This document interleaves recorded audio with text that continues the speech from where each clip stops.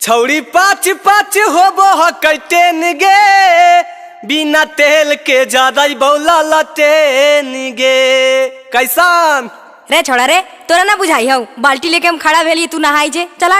हे गे ज्यादा बको मत, तोरा नहीं पता कि आज हमरा पर बरतुहार आ रहा है।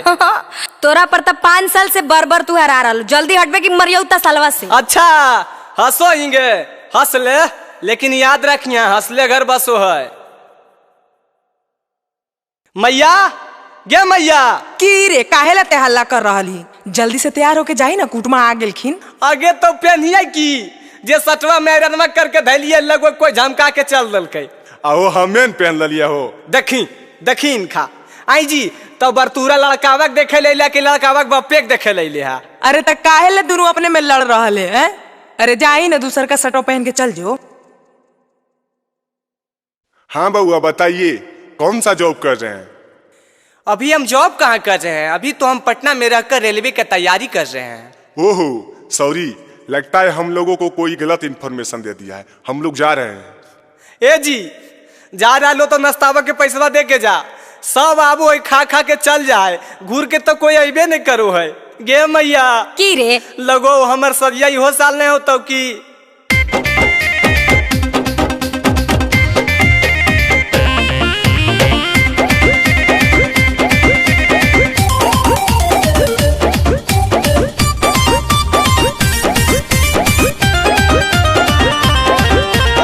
हकै मैया के हमरा में गलती चाहे जे फेरो नया है गलती।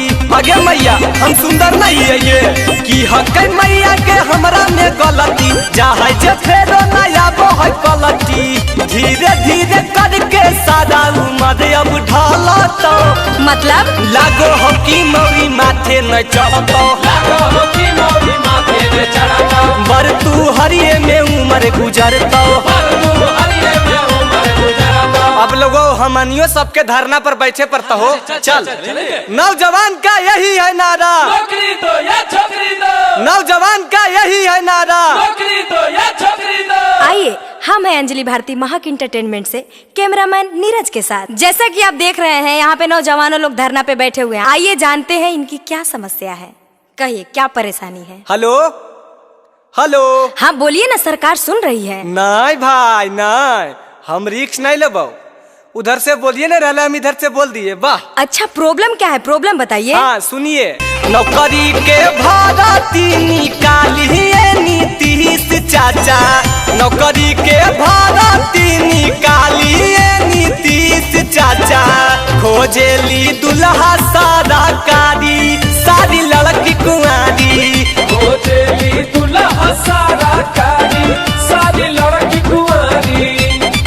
अच्छा तो ये दिक्कत है। हाँ यही दिक्कत है। बात सुनेगा जो होता वो कह दो, नौकरी तो नहीं तो छोकरी दो, अरे नौकरी दो नहीं तो छोकरी दो, अरे नौकरी तो नहीं तो छोकरी दो, अरे नौकरी दो नहीं तो छोकरी दो। अच्छा तो अब समझ में आया कि आप लोगों का शादी क्यों नहीं होता है, दहेज में गाड़ी या पैसा मांगते हैं, फ्री में करना चाहिए। अच्छा तो आप कीजिएगा फ्री में, हम करने के लिए तैयार हैं। अरे मेरा कहने का मतलब वो नहीं, आप तो हमारे ही पीछे पड़ गए। देखिए आप भी पीछे हट गए, काहे कि हम बेरोजगार हैं ना।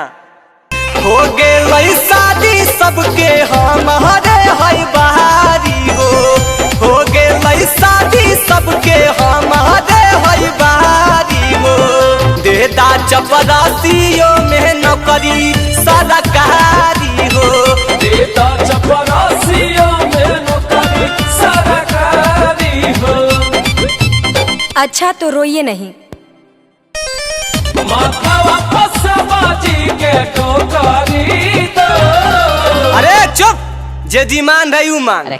नौकरी दो नहीं तो छोकरी दो, अरे नौकरी दो नहीं तो छोकरी दो, नौकरी दो नहीं तो छोकरी दो, अरे नौकरी दो नहीं तो छोकरी दो। अभी आप देख रहे हैं कि कितना जोर शोर से धरना प्रदर्शन कर रहे हैं लोग। तो आगे समाचार के लिए हमारे इस चैनल से बने रहिए।